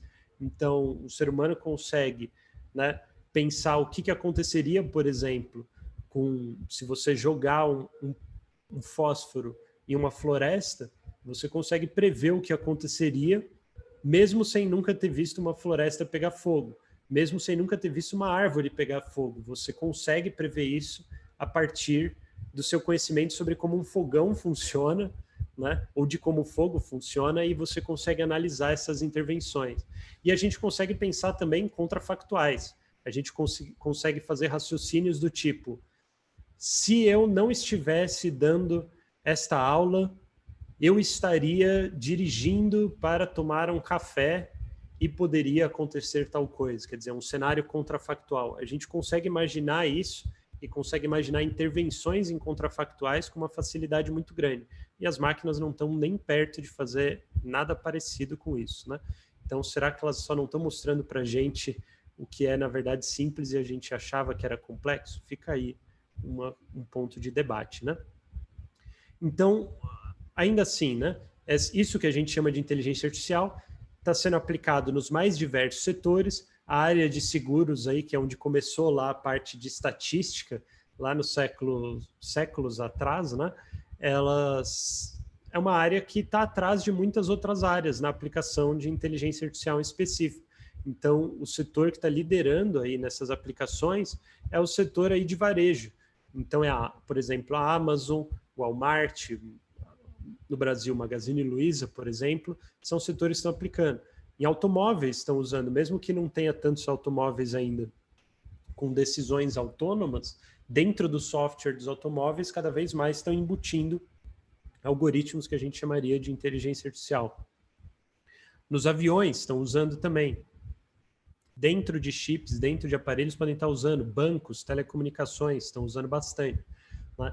De novo, todas as áreas onde você consegue grande volume de dados, né? E onde você consegue pensar formas de automatizar, poupar trabalho das pessoas e realizar previsões melhores, tem um grande valor econômico, né? A Amazon hoje, tirando uma outra organização governamental, a Amazon hoje é a empresa que mais emprega doutores em economia. Eles têm um departamento com mais de 150 doutores em economia, focado só em fazer otimização de preço e, sim, aplicar algoritmos que a gente chamaria de inteligência artificial para tentar fazer a melhor previsão possível, otimizar margens de lucro, otimizar decisões de investimento, de precificação, fazer testes, né? E tentar melhorar as previsões que eles fazem, o preço do que eles estão vendendo, né? Então, como eu falei, e o Claudio Mar também falou, hoje você não precisa mais ser formado em ciência da computação para trabalhar com isso. Pelo contrário, como as aplicações desses algoritmos são nas mais diversas áreas e foi feito muito esforço para que você consiga aplicar esses códigos de uma forma facilitada, muitas vezes o que acaba faltando para você conseguir implementar alguma dessas aplicações é de alguém que tenha conhecimento da área que você quer aplicar. Porque é isso, não tem uma inteligência real por trás desses algoritmos, né? A inteligência é interhumana, o algoritmo ele só olha para um conjunto de observações e tenta fazer uma previsão de um padrão com base nisso. Toda a inteligência que eles têm é o ser humano que coloca lá. Então, a inteligência é um modelo estatístico. Então, a não ser que você tenha uma pessoa com conhecimento muito forte daquela área que você quer aplicar esse código, tá? Para direcionar ele, pensar qual é a melhor forma de aplicação, como que você vai calcular essas margens de erro, o que você vai considerar acerto, quais são os níveis de risco que você está sujeito, como que tudo isso vai ser organizado. Se você não tem alguém com esse conhecimento da área, o código em si não vai resolver o problema sozinho. Então, mesmo se nos casos em que você vai precisar de uma pessoa que é da área de ciência da computação e que tem um conhecimento profundo de programação para conseguir aplicar os códigos, essa pessoa vai estar trabalhando numa equipe com pessoas que são daquela área que você está tentando resolver. E quanto mais essas pessoas conhecerem, né, de ciência de dados ou, entre aspas, inteligência artificial, melhor, porque aí você vai ter um diálogo mais próximo entre essas pessoas e vai fluir melhor todo esse esforço de tentar fazer a melhor previsão possível e gerar uma aplicação, entre aspas, inteligente, tá? Que vai resolver algum desses problemas de previsão e tomada de decisão. Então, aqui uma notícia de hoje, né?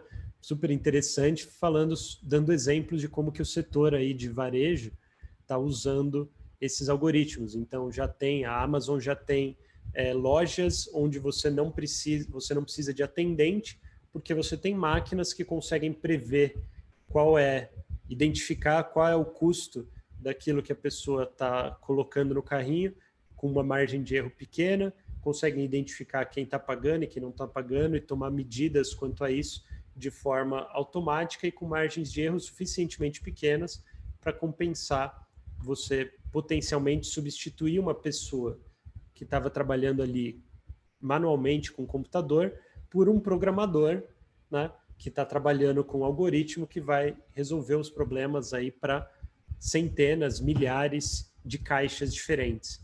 E esse é um ponto que eu reforço também nessa introdução, né?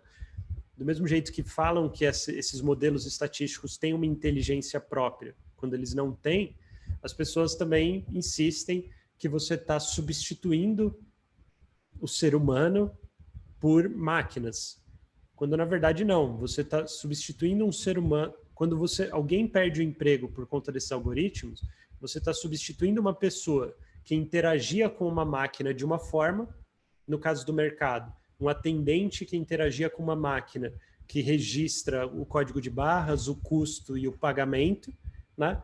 Você está substituindo um ser humano que interage com a máquina sim, por um ser humano que interage com um código de programação, e esse código de programação vai passar um código de barra, registrar quanto custou e analisar o pagamento. Quer dizer, em nenhum momento você substituiu de fato um ser humano por uma máquina. Você substituiu uma pessoa que trabalhava com uma máquina de um jeito, sendo substituída por uma pessoa que trabalha com uma máquina de uma forma mais eficiente, com uma escala maior, uma margem de erro menor ou algo do tipo. Então, ciência de dados só vai crescer, inteligência artificial só vai crescer por conta disso. É uma forma mais eficiente, com menores margens de erro, de resolver problemas em geral.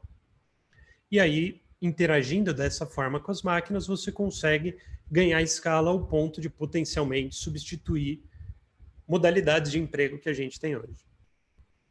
Então, na área de seguros, estou dando exemplo disso, que é uma área que sempre usou muito estatística, isso pode ser usado, né, para uma série de atividades diferentes, otimização de preço, cálculo de risco, previsão de valor de sinistro, detecção de fraude, previsão de valor de um consumidor específico para tomar decisões sobre publicidade, chatbots para atender as pessoas sem necessariamente precisar da parte de marketing não, desculpa, de assistência pessoal ao consumidor. Você pode ter customização de mensagens, recomendações, dividir consumidores em grupos de consumidores para fazer estratégias direcionadas, identificação de quando mostrar um determinado anúncio. Tudo isso pode ser usado, ainda assim é um setor que está aplicando menos do que, por exemplo, varejo. Seria algo difícil de se prever 10, 20 anos atrás, mas é o que a gente está vendo hoje, né? Perspectivas para o futuro.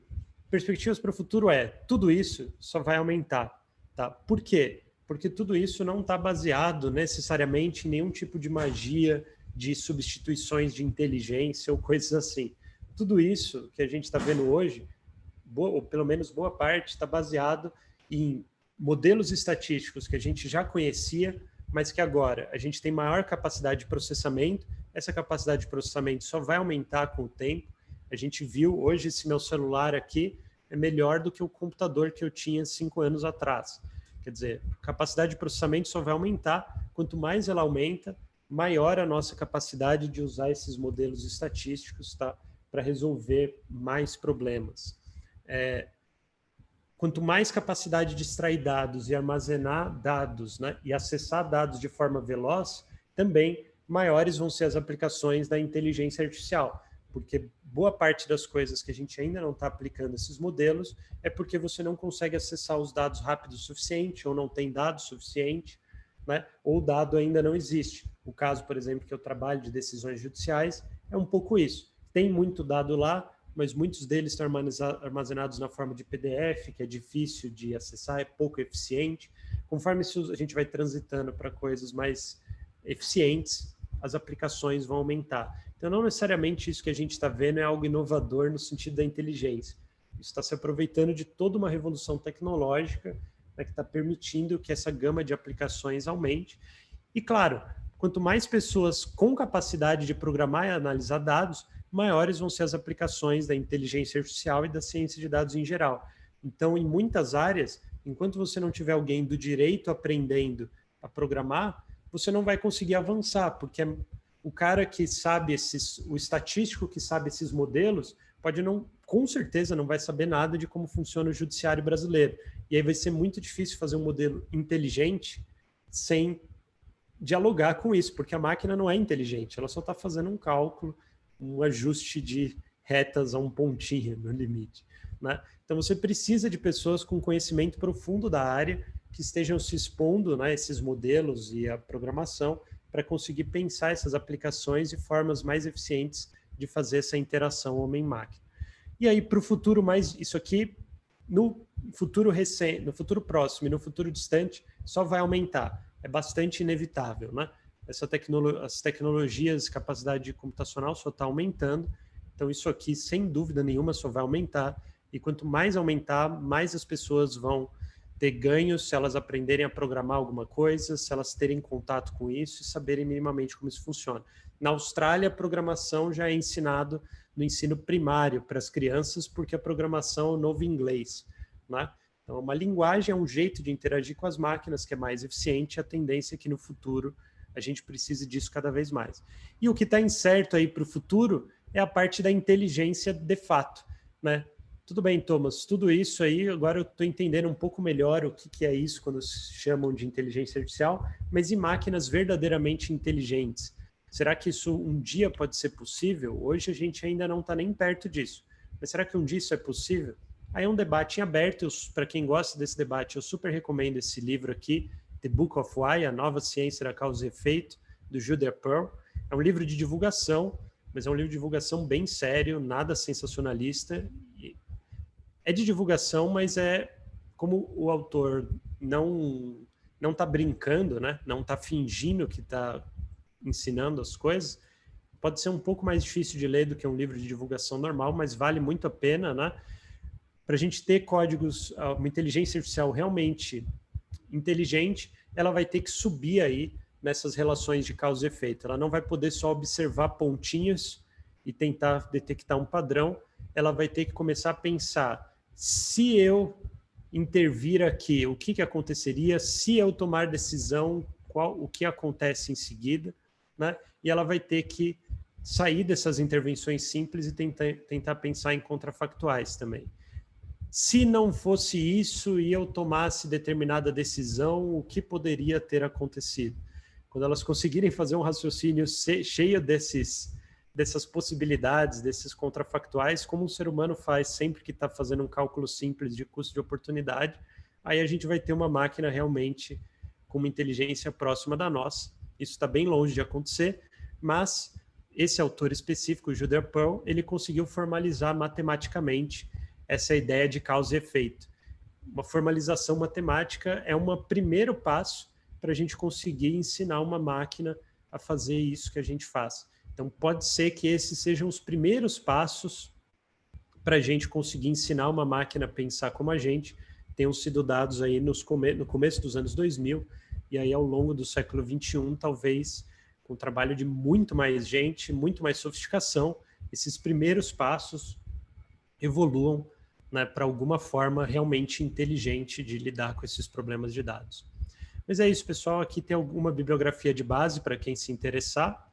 E deixo meu agradecimento. Peço desculpas aí ao Claudio Maia, eu passei 10 minutos da nossa programação, mas queria fazer esse debatezinho final, apresentar essas ideias. Fico à disposição de vocês, pessoal. Muito obrigado. Espero ter achado interessante.